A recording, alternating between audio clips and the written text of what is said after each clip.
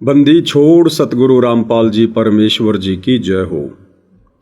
परमपिता परमात्मा सारी सृष्टि के रचनहार कुल मालिक असंख्य ब्रह्मांडों के स्वामी जगत गुरु तीनों लोकों में प्रवेश करके सबका धारण पोषण करने वाले राजाधिराज आत्माधार नाथों के नाथ देवों के देव महादेव सर्वेश्वर महेश्वर मृत्युंजय अजरो अमर आदि अनादि सनातनी प्रभु जगत पिता जगदीश्वर श्री श्री 1008 की उपाधि के वास्तविक अधिकारी अकाल मूर्त शब्द स्वरूपी राम वासुदेव सर्वगतम ब्रह्म परम पूज्य प्रथम पूज्य परम संत परम पुरुष परम धनी परम दयालु सत्य कबीर हक्का कबीर अल्लाहु कबीर अल्लाहु अकबर बाखबर अल्लाह ताला जगत के तारणहार जगत के मुक्तिदाता जगत के जगन्नाथ हारे के सहारे हिंदुओं के राम मुसलमानों के अल्लाह सिखों के वाहिगुरु ईसाइयों के मसीह दया के सागर दयानिधि करुणा के सागर करुणानिधि स्वयंभू परिभू संकट मोचन कष्ट हरण मंगल करण दुख भंजन अविगत कबीर निर्विकार निर्विषम परमात्मा अलय अलेख सतगुरु आदि अनादि सतगुरु असली मर्यादा पुरुषोत्तम असली राम असली कृष्ण असली घनश्याम असली मुरारी राजाओं के राजा महाराजाओं के महाराजा शहंशाहों के शहंशाह सम्राटों के सम्राट भगवानों के भगवान अल्लाहों के अल्लाह प्रभुओं के प्रभु मसीहाओं के मसीह सच्चे वाहिगुरु बाबाओं के बाबा पीरों के पीर सेठों के सेठ जगत सेठ सावड़सा सेठ सर्वगुण संपन्न अनंत कोटि कलाओं के स्वामी अनंत कोटि ब्रह्मांडों के नायक योगियों में महायोगी ध्यानियों में महाध्यानी सिद्धों में परम सिद्ध ज्ञानियों में तत्व ज्ञानी ब्रह्म ज्ञानी महाज्ञानी परम ज्ञानी सर्वश्रेष्ठ ज्ञानी विज्ञानी युवा कबीर समृद्ध कबीर असमवात अमित ओजा सच्चे रहनुमा करीम अल्लाह सुभान अल्लाह दुनिया के अंतिम पैगंबर 8 सितंबर 1951 से गांव धनाना जिला सोनीपत हरियाणा भारतवर्ष की पावन भूमि पे प्रकट रियल कल्कि भगवान श्री नारायण साकार हरि श्री बाबा साहिब नूर अनंत परमात्मा सच्चे दरवेश सच्चे बाखबर संत श्रोमणी सतगुरु रामपाल जी परमेश्वर जी के चरण कमल में साध संगति से जुड़े हुए देश विदेश से आप और हम सभी सत्सेवक भाई बहनों का अनंत कोटि दंडोत प्रणाम। सत्साई भाई और बहनों, बहुत बड़ी दया बहुत बड़ी मेहर पूज्य गुरुदेव भगवान की परमेश्वर रामपाल जी की जिनके शुभ आशीर्वाद से विशेष आशीर्वाद से आप और हम सभी साध संगति से जुड़े हुए सत्सेवक भाई बहन इस सतभक्ति मार्ग पर जो सतभक्ति मार्ग सतगुरु रामपाल जी परमेश्वर जी ने 8 सितंबर 1951 को भारत देश की पवित्र भूमि पर प्रकट होकर हम सबको दिया है, हमें बताया है, हमें उस मार्ग से परिचित करवाया है। हम उन्हीं के अमर तत्व ज्ञान को आधार बनाकर हर प्रकार से मर्यादाओं में रहते हुए संघर्ष करते हुए अपनी आत्मा के कल्याण के लिए निरंतर आगे की ओर बढ़ रहे हैं। भाई और बहनों, कलयुग की बिचली पीढ़ी का समय है, मोक्ष का प्राइम टाइम है और निसंदेह जो विशेष रजा विशेष दया इस काल के जाल से बाहर निकलने की 184 योनियों के कष्टों से बाहर निकलने की जन्म और मरण के महाकष्ट से बाहर निकलने की आप और हम साध संगति से जुड़ी आत्माओं पर गुरुदेव भगवान ने की है, वो वास्तव में अवर्णनीय है। सकल पदार्थ है जग माही भाग बिना नर पावत नाही। सतगुरु रामपाल जी का मिशन धरती पर गुप्त रूप से चल रहा है। दुनिया जिस कल्कि भगवान को यूट्यूब पर ढूंढ रही है और कह रही है कि कल्कि का मिशन गुप्त रूप से चल रहा है, गुप्त रूप से चल रहा है, जो कल्कि की सेना है वो अपना कार्य कर रही है। वास्तव में वो जो गुप्त मिशन है वो साध संगति है और जो कल्कि है वो वर्तमान में सतगुरु रामपाल जी हैं और जो कल की सेना है वो सत्सेवक भाई बहन है। बाकी जो सतलोक आश्रमों से जुड़ी संगत है, गुरु का परिवार है, वो तो डले ढोने में लगे हुए हैं, वो तो बेगार करने में लगे हुए हैं, उनके तो तमाम मर्यादाएं खंडित हैं, वो तो कल की भगवान की तरफ से रिजेक्टेड हो चुके हैं।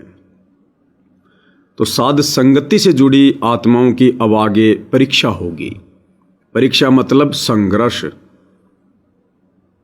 लोहार ने जिस लोहे की कोई वस्तु बनानी होती है, विशेष कीमत बनानी होती है, लोहार फिर उसी लोहे को बार बार आग में देगा, अग्नि में तपाएगा, फिर ऐरण पर रखकर जोर जोर से घण की चोट मारेगा।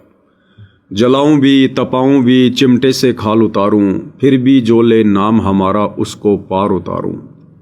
कबीर का मार्ग कठिन है नहीं कायर का काम, इस पर चले कोई सूरमा या आठों पहर संग्राम। सतगुरु सतलोक से चलकर हमें यहाँ पर काल की बेगार करवाने के लिए नहीं आता। हमें तो सतगुरु खुद कहते हैं कि बच्चों, इस भक्ति को अपनाने के बाद, ये ज्ञान समझ में आने के बाद तुम अपनी रोजी रोटी के लिए जो काम धंधा करते हो उसको भी कम करो, सीमित करो। ज़्यादा समय भगवान की भक्ति को दो, सुमरण को दो, सत्संग को दो। और सतलोक आश्रमों से जुड़े भाई बहन, वो तो दुनिया के जा जा के मकान बना रहे हैं। सुबह पसीना बहाने लगते हैं, रात को 8 बज जाते हैं, 9 बज जाते हैं। भाड़ में गया सुमरण, भाड़ में गई विधिवत आरती, कोई लेना देना नहीं है। तो सतगुरु रामपाल जी का यानी कल की भगवान का जो यथार्थ मिशन है, ये केवल साध संगति से चल रहा है। बाकी और कोई मिशन उनका वर्तमान में धरती पर कहीं नहीं चल रहा है। अब भाई और बहनों, 2-4 दिन पहले हरियाणा के हिसार से शिवानी गांव का कोऑर्डिनेटर राजेश शिवानी जिस प्रकार से उसी बेगार को करते करते, डले ढोते ढोते जो मकान बनवाया जा रहा था गरीबों का नाम लेकर, उसी मकान की छत से गिरकर कुत्ते वाली मौत मर जाता है। सतगुरु का भगत होकर, कोऑर्डिनेटर होकर। उस विषय के ऊपर हम कल बहुत ज़्यादा चर्चा कर चुके हैं। लगभग 4.25 घंटे हमने उसी विषय पर चर्चा की। और जो मुख्य मुख्य बातें थी सतगुरु के भक्ति विधान के अनुसार, आप और हम भाई बहनों ने उसको भली भांति समझा है। इसके 2 फायदे हैं भाई और बहनों। सबसे पहला फायदा यह है कि सतगुरु ने जिन आत्माओं को सेलेक्ट कर लिया है, साध संगति से जोड़ दिया है, जिन आत्माओं ने अपने गुरु को पहचान लिया है, गुरु के ज्ञान को जान लिया है और अपना लक्ष्य केवल मोक्ष प्राप्ति बना लिया है, इस प्रकार की घटनाओं के ऊपर जो ज्ञान आधारित वीडियो बनते हैं, उन वीडियो को देखकर उन भाई बहनों का विश्वास भक्ति पर, भगवान पर और कहीं दृढ़ हो जाता है। उन आत्माओं के मन में जो छोटी मोटी शंका हो वो भी समाप्त हो जाती है और वो आत्माएं निर्भय होकर और भय युक्त होकर, दोनों ही बातें हैं। निर्भय तो इसलिए कि हमें भगवान मिल गया, भाई 84 का भय ना कोई तपस्या पे जाना। तो निर्भय तो हम यूं हो गए कि भगवान मिल गया, भगवान की भक्ति मिल गई, अब हमें लक 84 में नहीं जाना, तपस्या का कष्ट नहीं सहन करना। और भय ये जरूरी है, यदि मर्यादा टूट गई तो फिर से लक 84, फिर से जन्म मरण, फिर से तपस्या का कष्ट।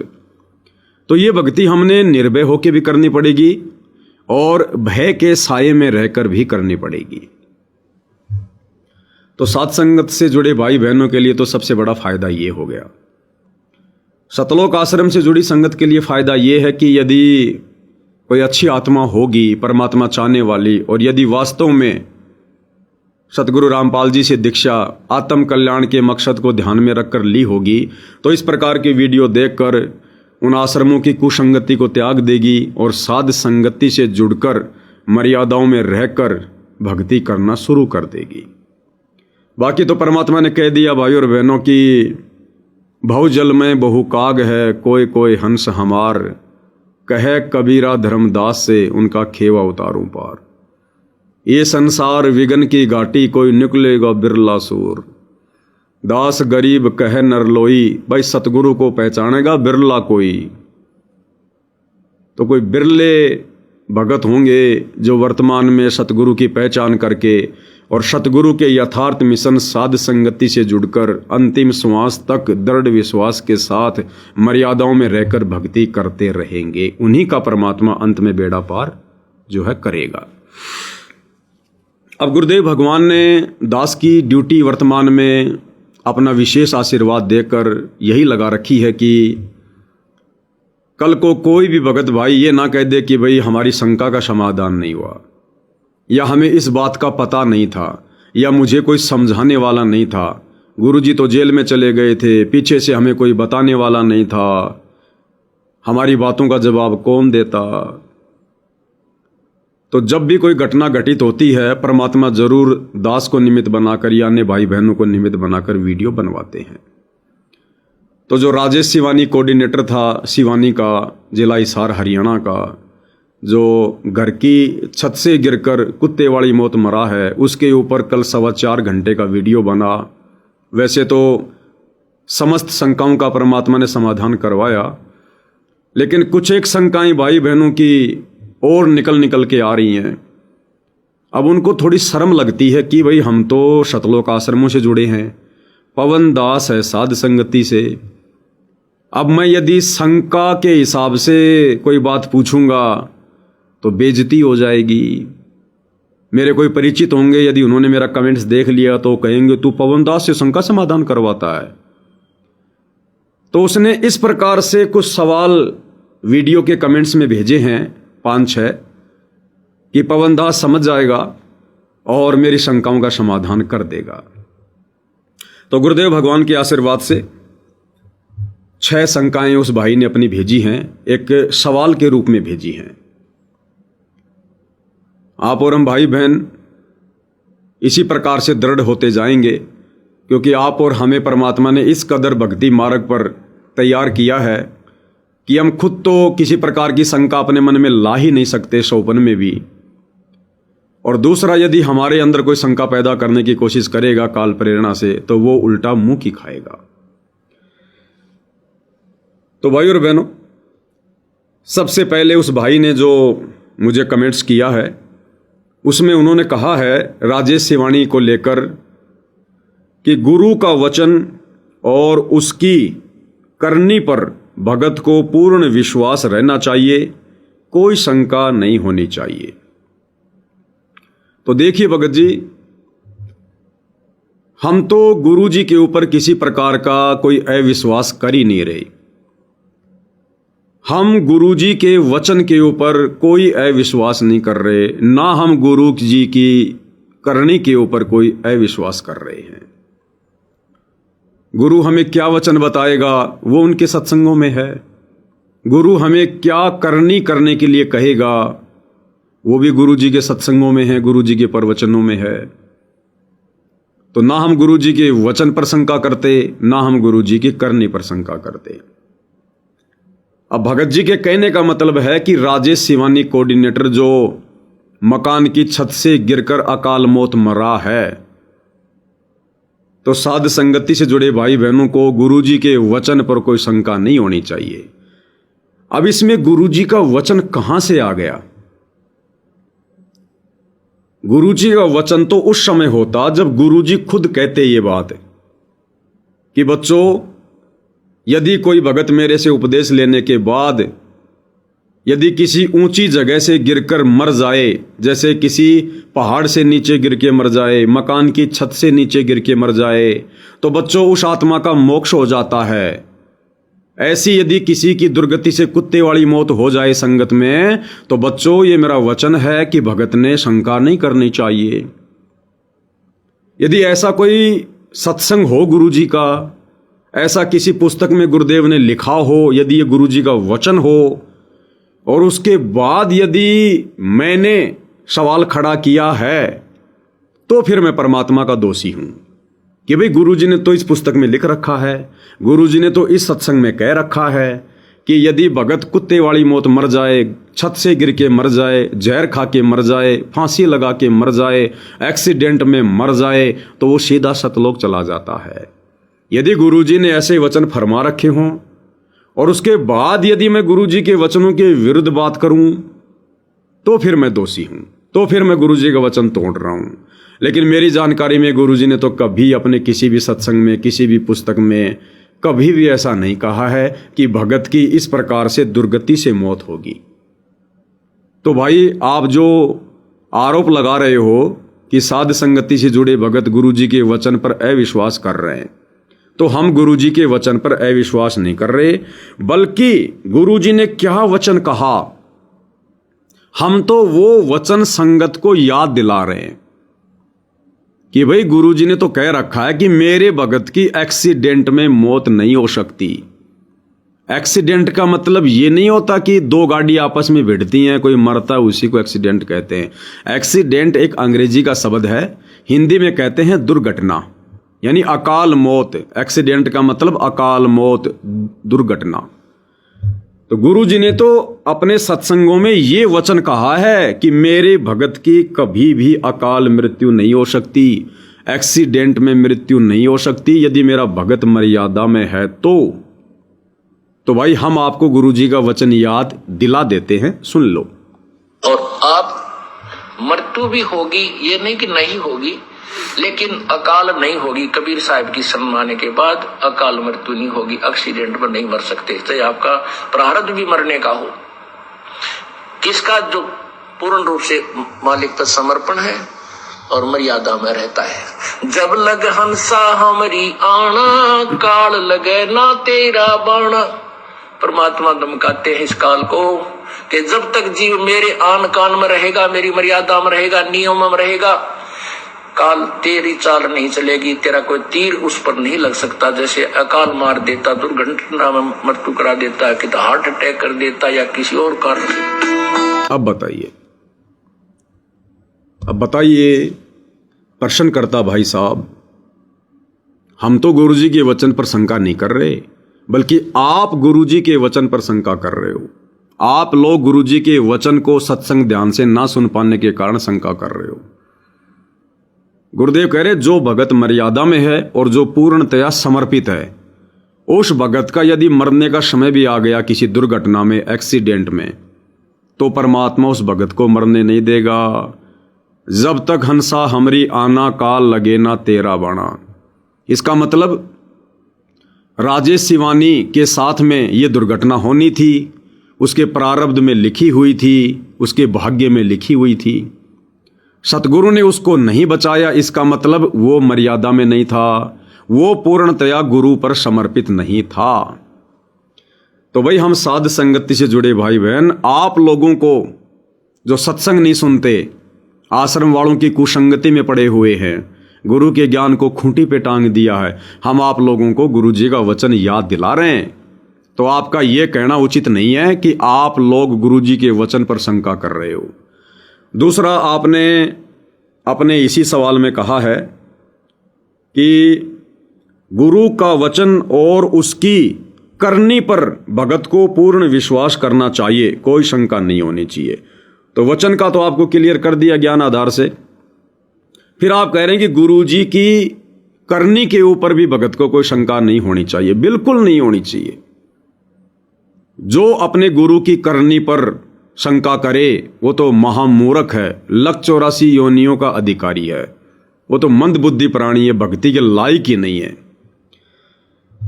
अब गुरु जी की करनी क्या भाई? अब गुरु जी की करनी तो राजेश सिवानी के मैटर में उस समय मानी जाए जब गुरुजी ने खुद उस मकान पे आकर और राजेश सिवानी को अपने हाथ से धक्का दिया हो। करने का मतलब होता है अपने शरीर से कोई कार्य करना, अपने शरीर से कोई क्रिया करना, उसको कहते हैं करनी। ठीक है जी।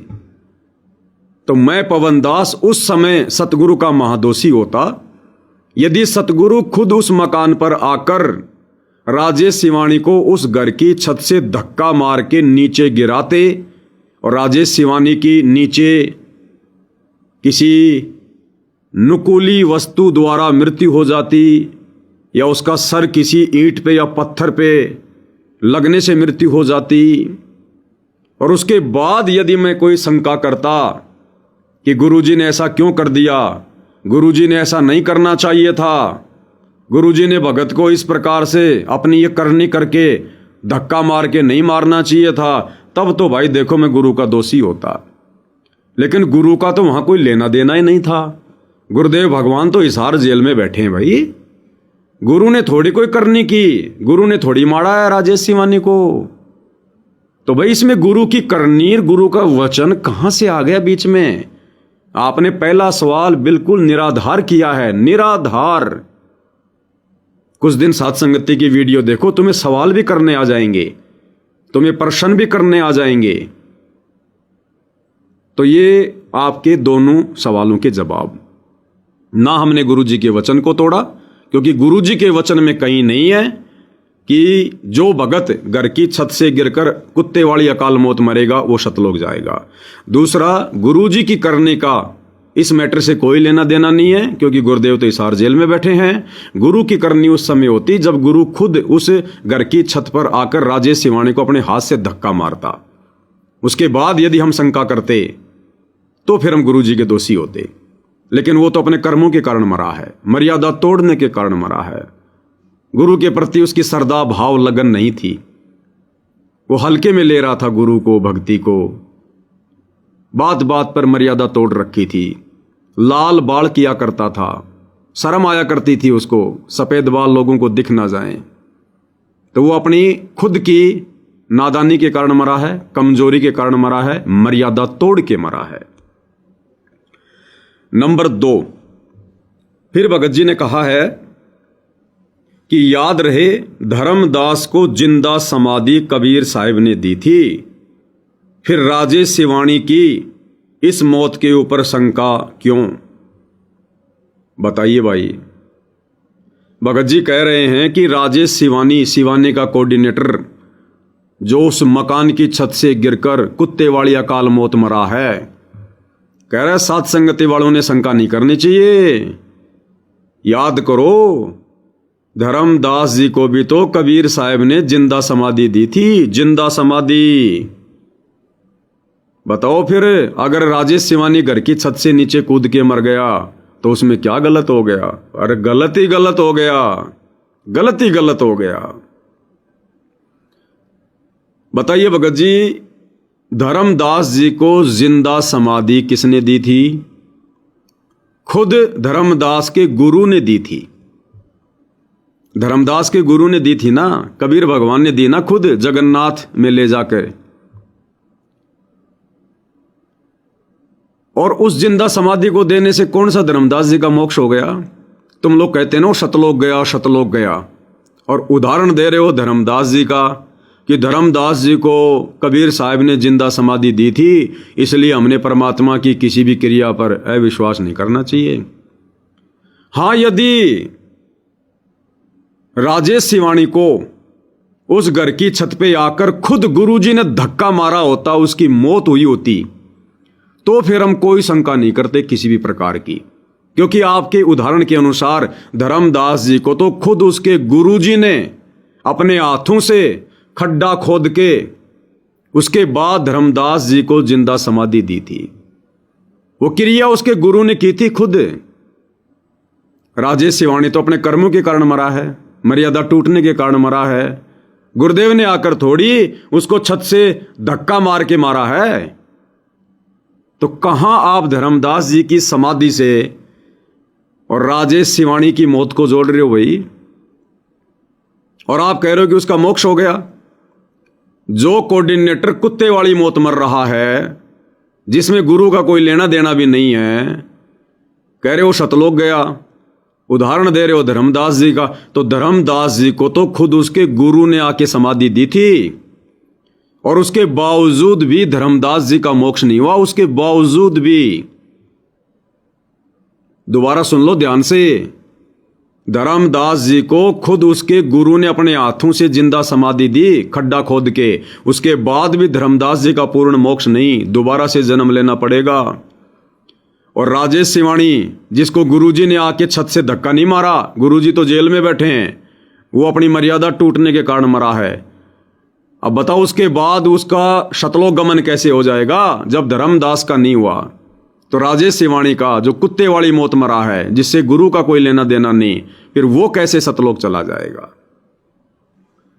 फिर कहा जा रहा है कि वो सतलोक चला गया, गुरुजी ने कह दिया सतलोक चला गया, गुरुजी ने संगत के सामने कहा कि राजेश सिवानी सतलोक चला गया। देखो भाई और बहनों, मैं बहुत बार क्लियर कर चुका हूं, गुरुदेव भगवान वर्तमान परीक्षा के समय में कहाँ बोलेंगे, क्या बोलेंगे, ये भगत ने ज्ञान को आधार बनाकर बुद्धि विवेक का इस्तेमाल करके समझना पड़ेगा, दूसरा कोई तरीका नहीं है। गुरुदेव ने कहा, हालांकि हमने नहीं सुना गुरुजी ने कहा या नहीं कहा। अगर गुरुजी ने कहा है तो संगत में वो ऑडियो डालनी चाहिए, उस वीडियो को संगत में वायरल करना चाहिए, ताकि भक्तों की शंकाओं का समाधान हो जाए, किसी के मन में कोई शंका ही ना रहे। अब ये आश्रम वाले खुद ही एआई से गुरुजी बन के गुरुजी की आवाज में संगत को मूर्ख बना रहे हैं, तो हम भी क्या कर सकते हैं। फिर भी यदि गुरुदेव ने कहा है कि बच्चों वो सतलोक चला गया, कुत्ते वाली मौत मर के सतलोक चला गया, तो इस बात के पीछे भी बहुत सारे रीजन हैं। अब कौन से सतलोक चला गए भाई, कौन से सतलोक? सतलोक तो बहुत सारे हैं। गुरुदेव ने श्री ब्रह्मा जी के लोक को भी सतलोक ही कहा है। 3 लोक के हिसाब से जो ब्रह्मा जी का लोक है, यानी जो ब्रह्मा जी की साधना करके ब्रह्मा जी के लोक में जाता है, उसके लिए तो वो सतलोक है। गुरुदेव भगवान ने विष्णु जी के लोक को भी सतलोक कहा है, वो भी श्वेत धरती है, वो भी श्वेत धरती है। सत्संग में गुरुदेव ने विष्णु जी के लोक को भी सतलोक कहा है, शंकर जी के लोक को भी सतलोक कहा है। तो बताओ इन तीनों के लोक में से कौन से के लोक में गया है? फिर गुरुदेव ने बताया कि बच्चों इस काल ने भी किस ब्रह्मांड में एक नकली सतलोक बना रखा है, क्या पता भाई वहां चला गया और राजेश सिवानी काल के नकली सतलोक में चला गया हो। फिर गुरुदेव ने इस 21 ब्रह्मांड में एक अपना मिनी सतलोक बना रखा है। अब क्या पता भाई राजेश सिवानी को परमात्मा ने दोबारा से मनुष्य जन्म देने के लिए मिनी सतलोक में भेज दिया हो। कहने का मतलब है मोक्ष नहीं हुआ, फिर भी मोक्ष नहीं हुआ, क्योंकि इस प्रकार की जो मृत्यु सतगुरु रामपाल जी के भगत की होती है तो ये लक्षण पूर्ण मोक्ष के नहीं है। ये सतलोक अविनाशी लोक सतलोक में जाने के नहीं है। तो किसी भी हाल में इस मौत को आध्यात्मिक दृष्टि से जायज नहीं ठहराया जा सकता, चाहे कितनी लिपापोती कर लो, अंत में मुंह की खानी पड़ेगी। सतगुरु का विधान अटल है, अजरो अमर है, अविनाशी है। उसे यदि कोई भगत तोड़ने का प्रयास करेगा, ये भी उसकी कमजोरी है। यहाँ भी आप भाई बहन इस प्रकार के प्रश्न खड़े करके जो ज्ञान विरुद्ध हैं, आप सतगुरु के विधान में मीन मेख निकाल रहे हो, सच्चाई को स्वीकार ना करके। आगे तीसरा सवाल भगत जी ने किया है कि मूसा जी के साथ 3 बार परमात्मा ने घटना घटित की, जिसमें मूसा जी ने उनकी बातों पर अविश्वास किया और फेल हो गया था। उसके बाद मूसा जी ने अल खिज्र से कभी ज्ञान नहीं सीखा। अल खिज्र जी जो स्वयं कबीर भगवान थे, सतगुरु रामपाल जी थे, और मूसा जी, इस बात का हमने कल भी थोड़ा सा जिक्र किया था। समय अभाव के चलते हम ज्यादा जिक्र नहीं कर पाए। आज भाई ने फिर से सवाल खड़ा कर दिया राजेश सिवानी की कुत्ते वाली मौत को लेकर। तो देखिए भगत जी, अल खिज्र ने जिस लड़के की चाकू मारकर मृत्यु की थी, या जो भी विधि थी, उस लड़के को मार दिया मूसा जी के सामने। किसने मारा? अल खिज्र ने। किसके सामने मारा? मूसा जी के सामने मारा। अब यदि राजेश सिवानी को सतगुरु रामपाल जी खुद हिसार जेल से आकर उस मकान की छत पर प्रकट होकर, और यदि वहां जितनी भी संगत थी जो बेगार कर रही थी, डले ढो रही थी, मकान बनवा रही थी, यदि उन सब के सामने गुरुजी ने राजेश सिवानी को छत से धक्का मारा होता, तो भाई अल खिज्र और मूसा जी की कहानी के अनुसार हम भी कोई संदेह नहीं करते। हम क्यों संदेह करेंगे फिर? मूसा जी तो पागल था जिसने संदेह किया। मूसा जी की तो आंखों के सामने अल खिज्र ने उस लड़के के पेट में चाकू मारा, वो लड़का मर गया। हम इस कथा पर क्यों अविश्वास करें?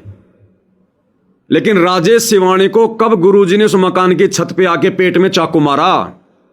कब गुरुजी ने उस घर की छत पे आके राजेश सिवानी को धक्का मारा। अरे मूसा जी और अल खिजर दोनों आमने सामने थे जिस समय लड़के को मारा गया, इसलिए मूसा जी ने संदेह नहीं करना चाहिए था, लेकिन वो मूर्ख था, ज्ञानहीन था। अब यदि गुरुजी हिसार जेल से आकर राजेश सिवानी को घर की छत से धक्का मारते, फिर उसकी कुत्ते वाली मौत होती, और फिर यदि मैं पवन दास कोई बात बोलता कि यह गलत हो गया, गुरुजी ने ऐसा नहीं करना चाहिए था, तो फिर मैं गलत हूं। लेकिन गुरुजी का तो कोई लेना देना नहीं है। गुरुजी बैठे हिसार जेल में, वो अपनी करनी खुद मरा है, वो अपने कुकर्मों के कारण मरा है, मर्यादा तोड़ने के कारण मरा है। तो बताओ कौन सा एग्जाम्पल आप जी कहां फिट कर रहे हो भगत जी। दूसरी बात, बाद में अल खिजर रूप में कबीर भगवान सतगुरु रामपाल जी ने मूसा जी को बताया कि सुन ले मैंने इसे क्यों मारा। ये लड़का आगे चलकर, इस लड़के के माता पिता भक्ति करते हैं, भगत हैं, और ये लड़का आगे चलकर उनकी भक्ति में बाधा उत्पन्न करता, ये उनको भक्ति नहीं करने देता। इसलिए मैंने इस लड़के को मार दिया, जो इसके भी भले में और उसके माता पिता के भी भले में। अब भाई राजेश सिवानी तो खुद ही भगत था। अरे राजेश सिवानी तो खुद भगत था, भक्ति कर रहा था। राजेश सिवानी का पूरा परिवार भगत है। राजेश सिवानी जिन आश्रमों से जुड़ा हुआ है वो भी भगत हैं। तो राजेश सिवानी को यदि परमात्मा ने मारा तो क्यों मारा? वो किसकी भक्ति में रोड़ा अटकाने वाला था? अरे जिस लड़के को अल खिजर जी ने मारा वो तो आगे चलकर उसके मां बाप की भक्ति में रोड़ा बनने वाला था।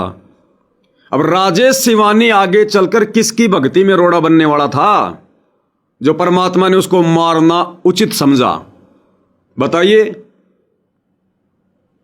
हां, रोड़ा था, खुद परमात्मा की भक्ति में रोड़ा था, खुद परमात्मा के लिए रोड़ा था।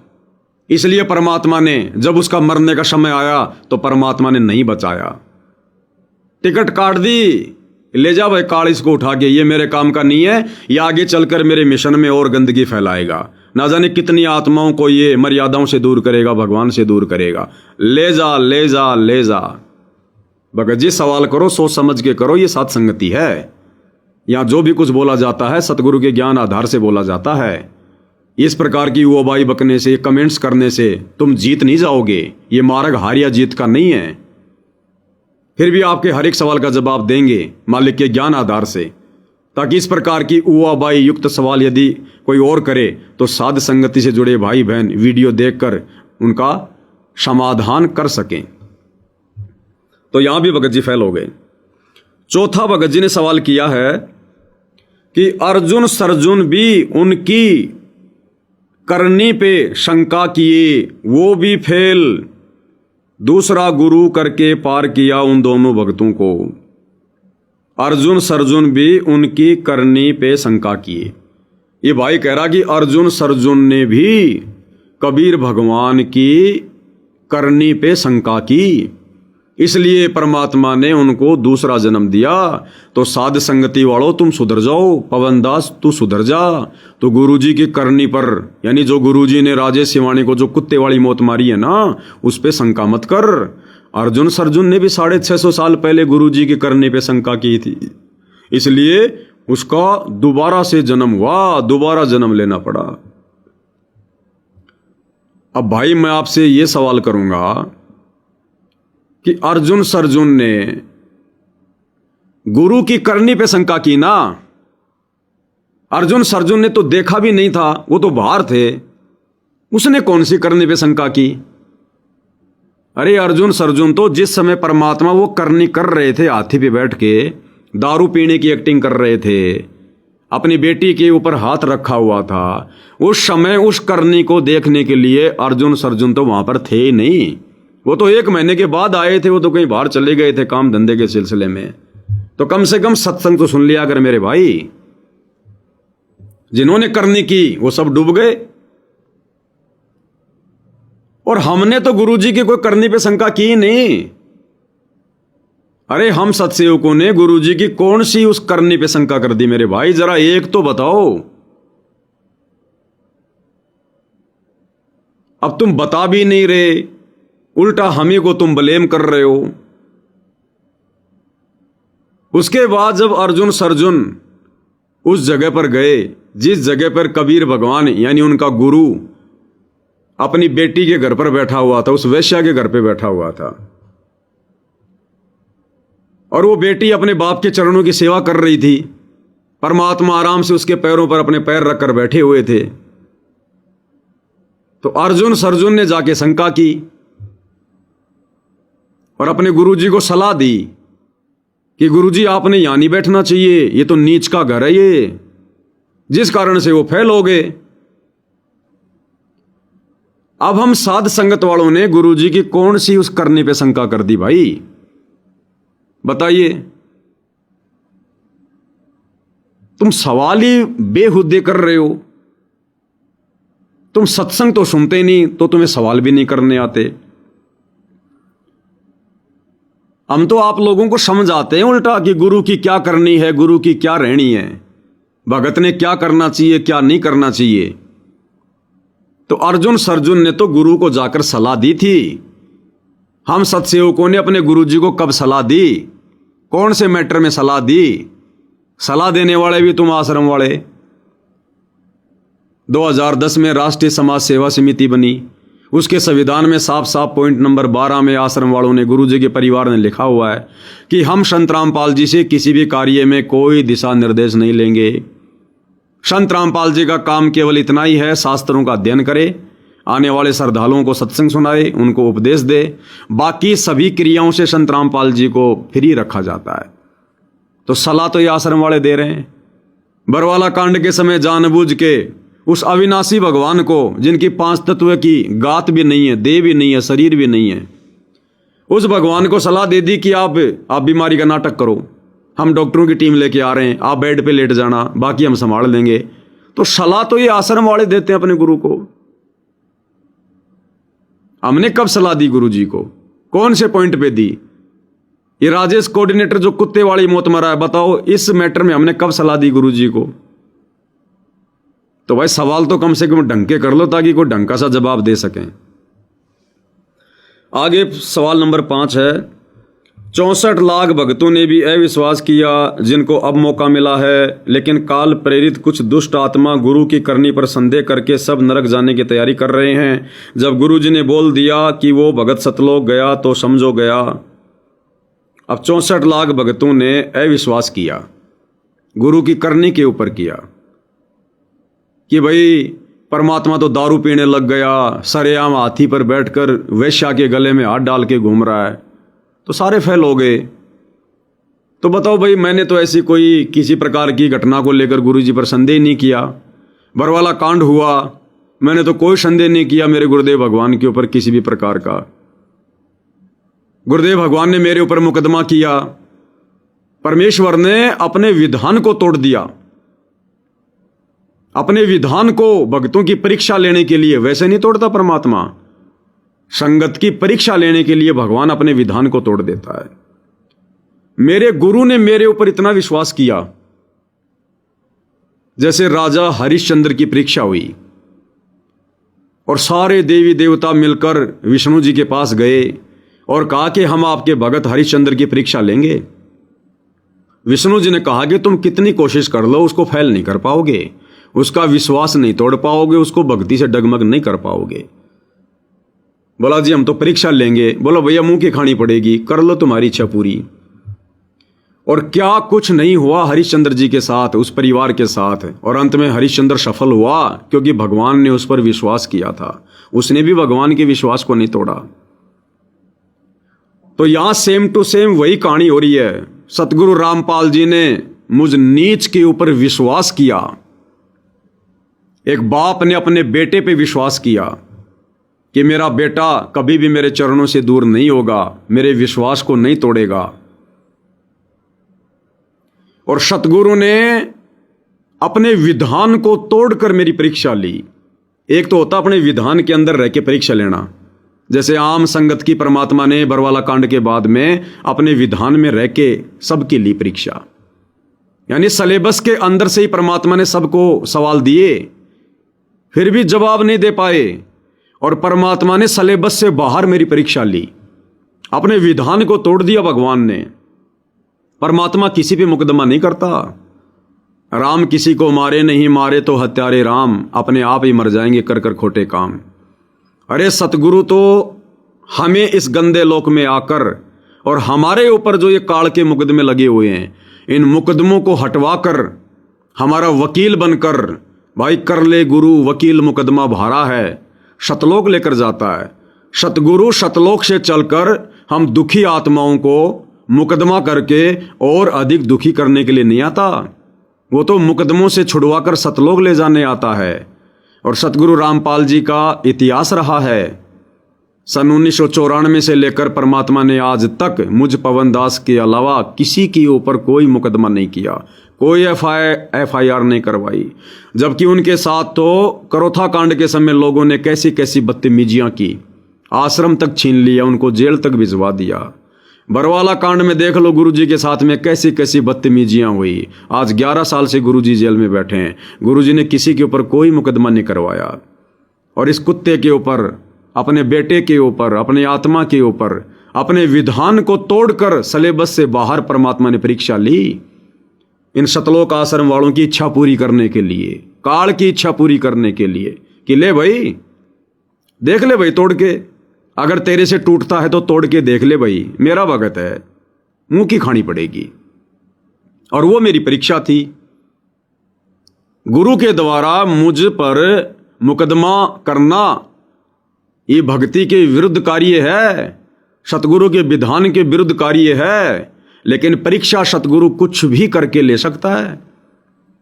जैसे गुरुदेव ने बताया, जब उस संत ने, जिसके 8-10 शिष्य थे, जिनको ज्ञान दिया करता था और हमेशा कहता था कि भाई गुरु के वचन की पालना करनी चाहिए, गुरु को भगवान मानना चाहिए, गुरु के आदेश की अवहेलना करने वाला नरक में जाता है।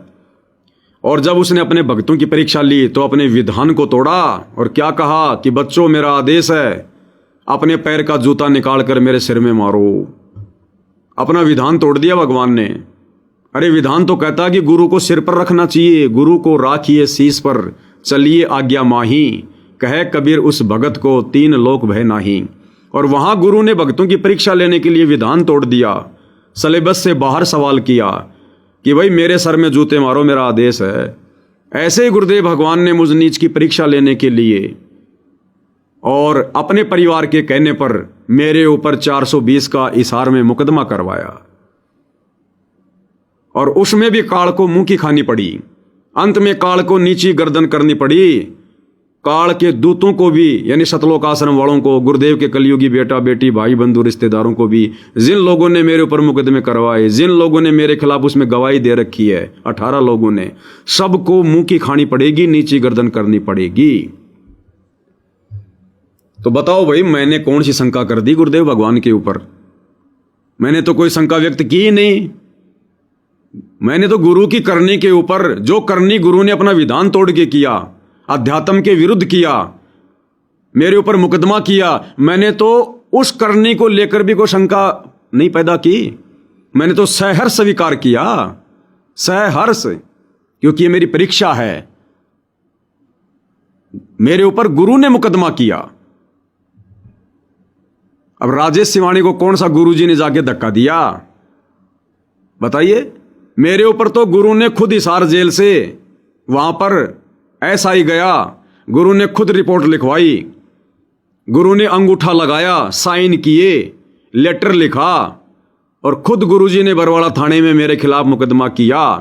अब राजेश सिवानी को कब गुरुजी ने, जहां वो मकान बन रहा है हिसार में, उस मकान की छत पे जाके कब उसको धक्का मारा? अगर वो गुरुजी धक्का मारते, फिर यदि मैं उनकी करनी के ऊपर संदेह करता, तो मैं गुरु का दोषी।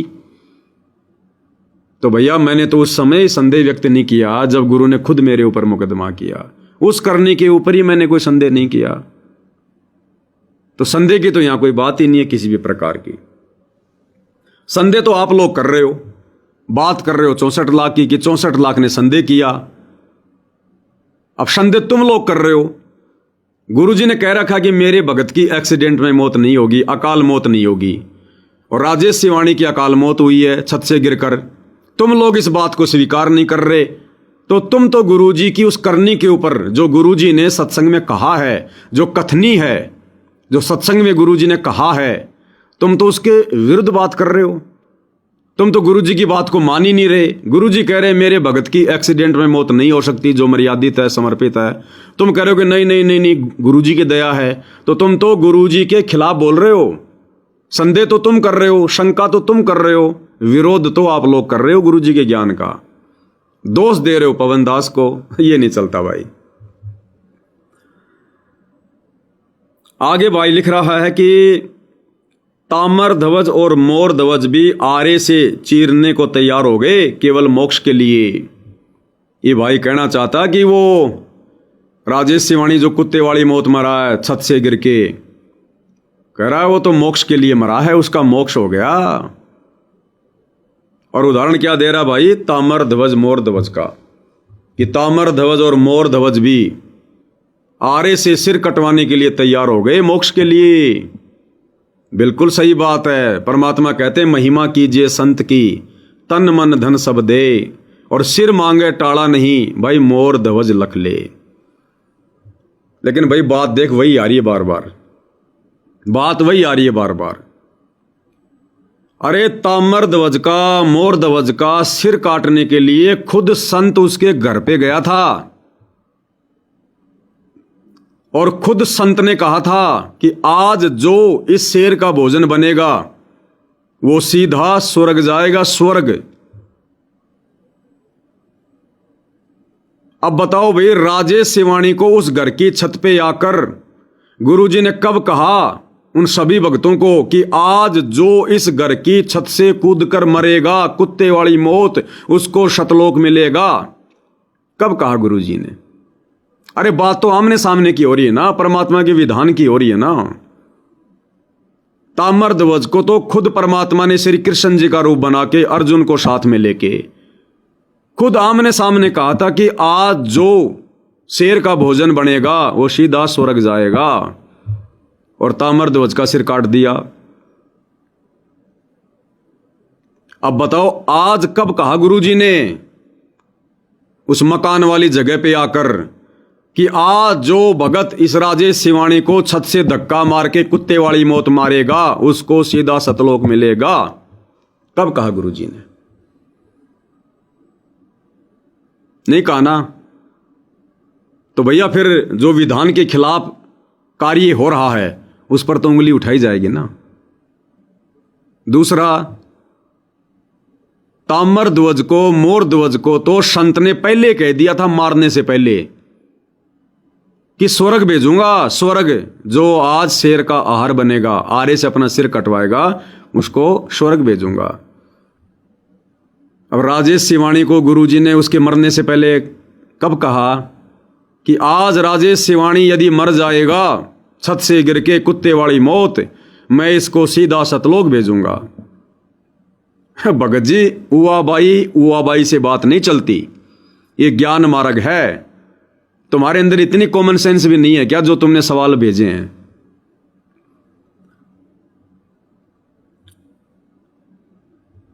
और क्या, हाँ, लास्ट में 7वां सवाल।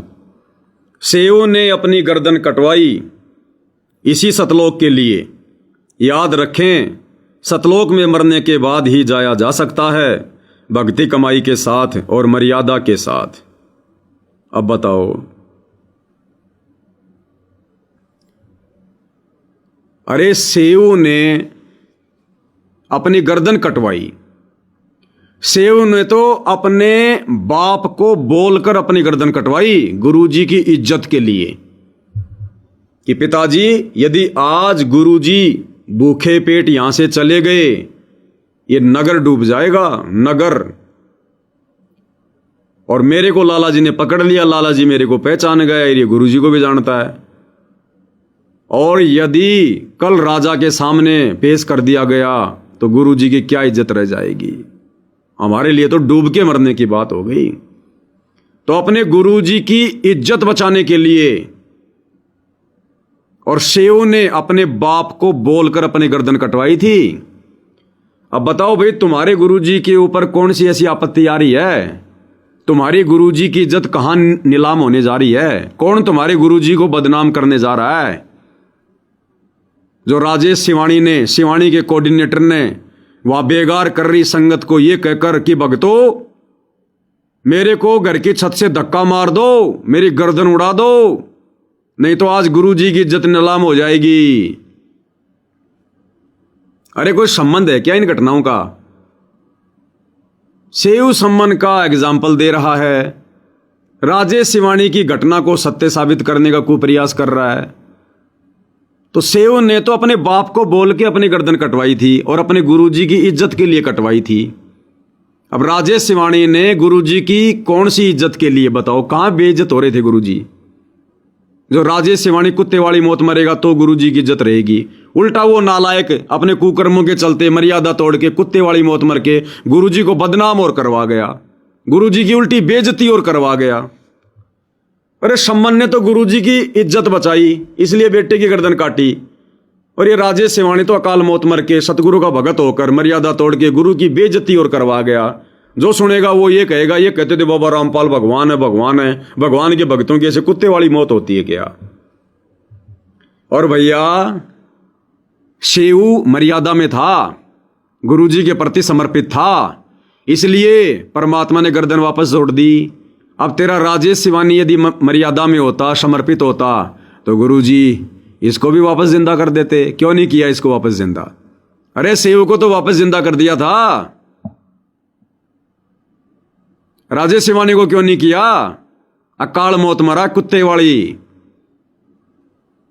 तो भैया सात संगत वालों से सवाल करो तो 10-15 शतलोक आश्रम के मुख्य मुख्य व्यक्तियों को इकट्ठा करके सबकी राय लेके कि भाई सात संगत वालों को कहां पर अटकाया जा सकता है, कहां उनको फंसाया जा सकता है, उसके बाद में सवाल भेजा करो।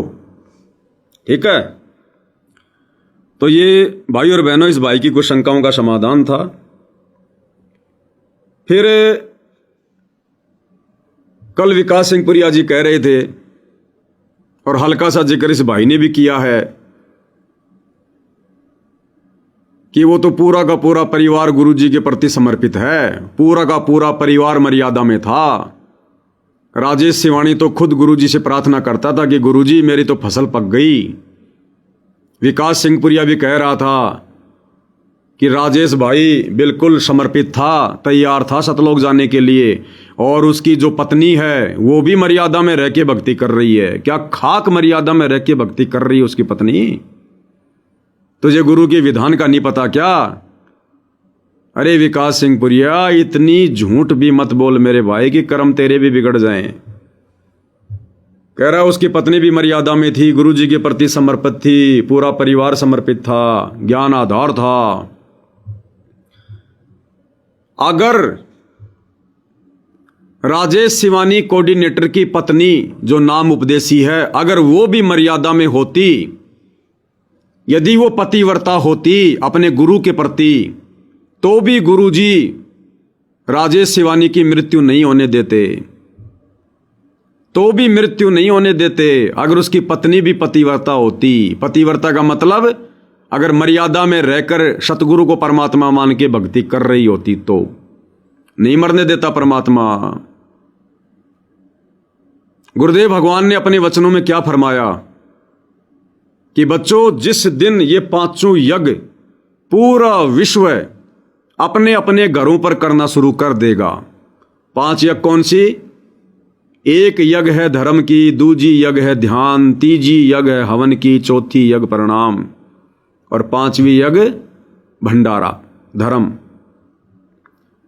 तो गुरुदेव ने कहा कि जब पूरा विश्व ये पांचों यज्ञ अपने अपने घरों पर, आश्रम के लिए नहीं कहा, आश्रम को फैल कर दिया गुरुदेव ने ये बात बोलकर, अपने अपने घरों पर जिस दिन ये पांचों यज्ञ करनी शुरू कर देंगे, वही सतयुग जैसा माहौल परमात्मा धरती पर ले आएगा, सतयुग जैसा। फिर गुरुदेव ने बताया कि सतयुग में क्या होता था। सतयुग में औरत कभी विधवा नहीं होती थी, यानी औरत से पहले कभी उसका पति नहीं मरता था, क्योंकि वो भक्ति किया करते थे। अरे बताओ, वो तो विधवा हो गई राजेश सिवानी की पत्नी। अगर उस घर में भक्ति होती, अगर उस घर में मर्यादा होती, तो गुरुजी का विधान फेल नहीं हो सकता कि पत्नी से पहले कभी उसके पति की मौत नहीं हो सकती यदि उस घर में भक्ति सही चल रही है। तो यदि वो स्त्री भी सही भक्ति कर रही है, मर्यादा में है, तो स्त्री से पहले उसका पति नहीं मर सकता, विधवा नहीं हो सकती सतगुरु रामपाल जी की शिष्या। तो ना तो राजेश शिवानी का कोऑर्डिनेटर मर्यादा में था, वो मर्यादा में होता तो अकाल मौत नहीं मरता। और यदि उसकी पत्नी मर्यादा में होती तो परमात्मा उसको विधवा नहीं होने देता, लेकिन वो विधवा हो गई, इसका मतलब वो मर्यादा में नहीं है। और ना राजेश शिवानी मर्यादा में था जो कुत्ते वाली मौत मरा। तुम परमात्मा के विधान को फेल नहीं कर सकते। परमात्मा की संगत को तुम मूर्ख बना सकते हो, बरगला सकते हो ओ अबाई बक्के, लेकिन परमात्मा कह रहे हैं, क्या वो भी झूठ है? क्या कह रहे हैं गुरुदेव? और पुण्यात्माओं, यदि जिसमें पूरा विश्व इस सत भक्ति को स्वीकार करके और अपने अपने घरों में ये 500 यज्ञ किया करेगा, फिर देखना सतयुग में ऐसा होता था। सुन लो, इतने पुण्यकर्मी प्राणी होते थे, यदि कोई 10 व्यक्ति बैठकर और चर्चा कर देते थे कि भगवान वर्षा नहीं हुई, आपके बच्चे दुखी हो गए, उसी समय परमात्मा वर्षा कर देते थे। यानी कोई अभाव सतयुग में नहीं होता था। अब सुनो, पिता से पहले पुत्र नहीं मरता था, स्त्री विधवा नहीं होती थी, स्त्री विधवा नहीं होती थी, स्त्री विधवा नहीं होती थी। अपने आत्माओं, जब हमारे कर्म सुधर जाएंगे और जो हम कर्म कर रहे हैं सत भक्ति ये पूरा विश्व करेगा, तो सब वही सतयुग जैसा ही एक बार फिर से वातावरण होगा। बताओ, गुरुदेव कह रहे हैं सतयुग में स्त्री कभी विधवा नहीं होती थी। जब हमारे कर्म सुधर जाएंगे तो वापस वही सतयुग जैसा समय आ जाएगा। इसका मतलब राजेश शिवानी के घर में कर्म सही नहीं थे। कर्म यानी भक्ति कर्म, गुरु की मर्यादा में वो परिवार नहीं था, गुरु जी के प्रति समर्पित नहीं था। अरे ऐसा समर्पण भाव नहीं चाहिए गुरु जी को। गुरु जी किसी से यहां पर बेगार करवाने थोड़ी आते हैं, ये बेगार वाला समर्पण नहीं चाहिए। गुरु जी को वो भगत चाहिए जो भगत भक्ति पर समर्पित हो, गुरु जी की मर्यादाओं के प्रति समर्पित हो, गुरु जी के वचन के प्रति समर्पित हो। फिर उस भगत के घर में कभी भी वो घटना नहीं घटेगी जो घटना सतयुग में नहीं घटा करती थी। कभी भी अकाल मौत नहीं, औरत से पहले उसका पति नहीं मरेगा, बाप के सामने बेटा बेटी नहीं मरेंगे, घर में कोई अमंगल नहीं होगा। अब ये सतयुग वाला समय तो साध संगति से जुड़े भाई बहनों के घरों में शुरू हो चुका है। ये सुख तो परमात्मा अपने सत्सेवक बच्चों को दे रहा है। क्योंकि क्या कहा गुरुदेव ने इस वीडियो की शुरुआत में कि पुण्यात्माओं, जब ये पूरा विश्व इस सत भक्ति से परिचित होकर अपने अपने घरों में 500 यज्ञ किया करेगा, आश्रम की बात नहीं कर रहे गुरुदेव, अपने अपने घरों में सत भक्ति से परिचित यानी ज्ञान को आधार बना लेगा। यानी भक्ति करने के लिए फिर कहीं धक्के खाने की जरूरत नहीं पड़ेगी भगत को, सत भक्ति से परिचित होकर। अरे जब हम सत भक्ति से परिचित हो गए, फिर हमने आश्रम में जाने की क्या जरूरत है? बच्चा नौकरी उस समय लगेगा जब पढ़ाई पूरी कर लेगा। तो क्या करें गुरुदेव, अपने अपने घरों में। और पुण्यात्माओं, यदि जिसमें पूरा विश्व इस सत भक्ति को स्वीकार करके और अपने अपने घरों में ये 500 यज्ञ किया करेगा, फिर देखना सतयुग में ऐसा होता था। इतने पुण्यकर्मी प्राणी होते थे, यदि कोई 10 व्यक्ति बैठकर और चर्चा कर देते थे कि भगवान वर्षा नहीं हुई, आपके बच्चे दुखी हो गए, उसी समय परमात्मा वर्षा कर देते थे। यानी कोई अभाव सतयुग में नहीं होता था। पिता से पहले पुत्र नहीं मरता था, स्त्री विधवा नहीं होती थी, स्त्री विधवा नहीं होती थी, स्त्री विधवा नहीं होती थी। अपने आत्माओं जब हमारे कर्म सुधर जाएंगे और जो हम कर्म कर रहे हैं सत भक्ति ये पूरा विश्व करेगा, तो सब वही सतयुग जैसा ही एक बार फिर से वातावरण होगा। ठीक है जी भगत जी, हम सत्सेवक भाई बहन जो भी बात बोलेंगे परमात्मा के विधान के अनुसार ही बोलेंगे। अब कल वो डींग मार रहा था, विकास सिंह पुरिया लिपापोती कर रहा था, झूठों का बादशाह, कर्म फोड़ गए आपने कितने, कि राजेश सिवानी समर्पित था गुरुजी के प्रति। गुरुजी कह रहे हैं जो मेरा भगत समर्पित होगा, मर्यादा में होगा, उसकी ऐसे एक्सीडेंट में मौत हो ही नहीं सकती। तो विकास सिंह पुरिया बड़ा हो गया या संत रामपाल जी का विधान? वो कह रहा कि वो बहन भी नाम उपदेशी है, गुरुजी के प्रति समर्पित है, तो फिर वो विधवा क्यों हो गई? अगर गुरुजी के प्रति राजेश सिवानी की पत्नी समर्पित थी और मर्यादा में थी, तो भाई विधवा क्यों हो गई? परमात्मा का विधान कैसे टूट सकता है? साध वचन पलटे नहीं पलट जाए ब्रह्मांड।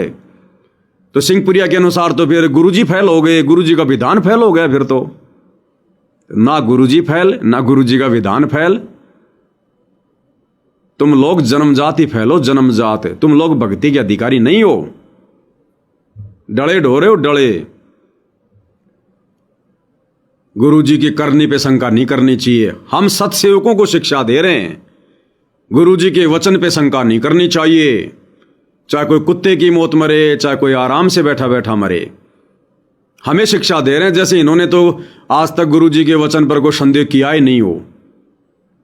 इतने संदेह गिना दिए मालगाड़ी भर जाए जो तुम लोगों ने गुरु का वचन तोड़ा है। दोष दे रहे हो सात संगत वालों को कि गुरुजी के वचन पर शंका करते हैं। अरे भैया, अगर हम सात संगति से जुड़े भाई बहन गुरुजी के वचन पर ज्ञान पर शंका करते, तो तुम शतलोक आश्रम वालों ने हमारे को भक्ति से दूर करने के लिए कितने पीले पर्चे निकाल दिए। साध संगति से जुड़े सारे के सारे गुरुद्रोही हैं, फलाना है दिखना है, गुरुजी के नाम के पीले पर्चे निकाल दिए, गुरुजी के नाम से ऑडियो वीडियो निकलवा दी।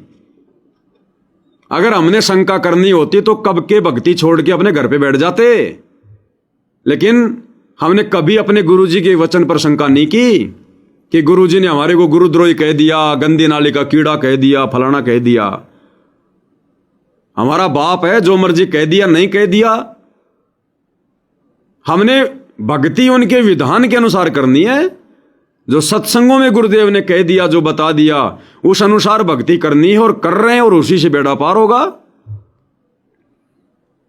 जो बात गुरुजी के विधान के खिलाफ बोली जाएगी, हमें उस बात को लेकर कोई परवाह नहीं होती है।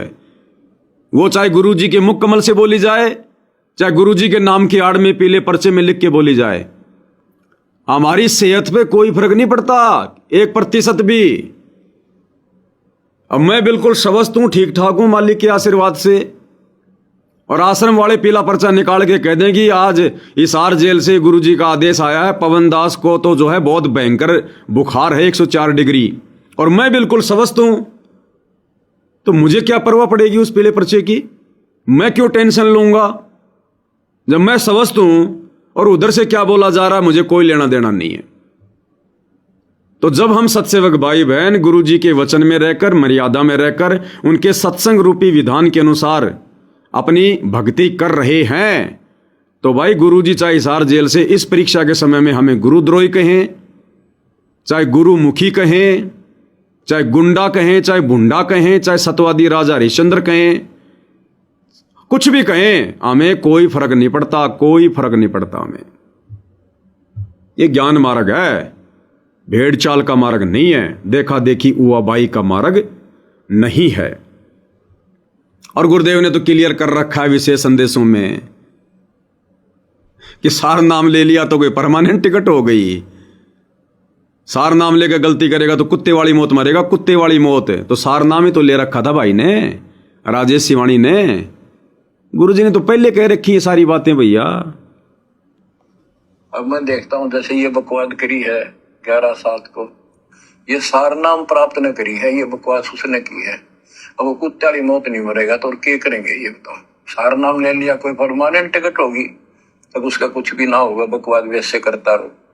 अब बताओ, गुरुजी तो खुद कह रहे हैं भैया कि मेरे से उपदेश लेकर कोई मर्यादा तोड़ेगा, बकवाद करेगा तो कुत्ते वाली मौत होगी, कुत्ते वाली। सार नाम ले लिया, कोई परमानेंट टिकट हो गई कोई, कि अब वो बेशक गलती करता रहे उसके कुछ भी नहीं होगा।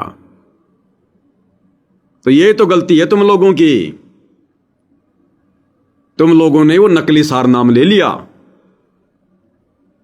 और गुरुजी की गैर हाजिरी में ले लिया, और सार नाम लेने के बाद तुमने सोचा अब गुरुजी की क्या जरूरत है, सार नाम तो मिल ही गया, सार नाम से मोक्ष होगा। अब गुरुजी चाहे जेल में रहें चाहे रेल में रहें, हमें क्या लेना देना।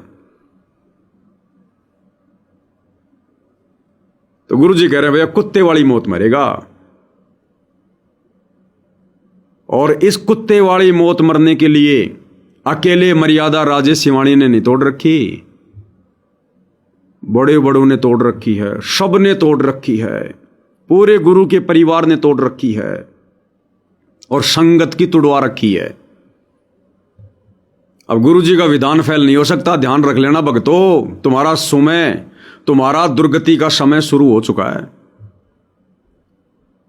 ये जनाजे उठने का समय शुरू हो चुका है। गुरु का विधान कभी फैल नहीं होगा।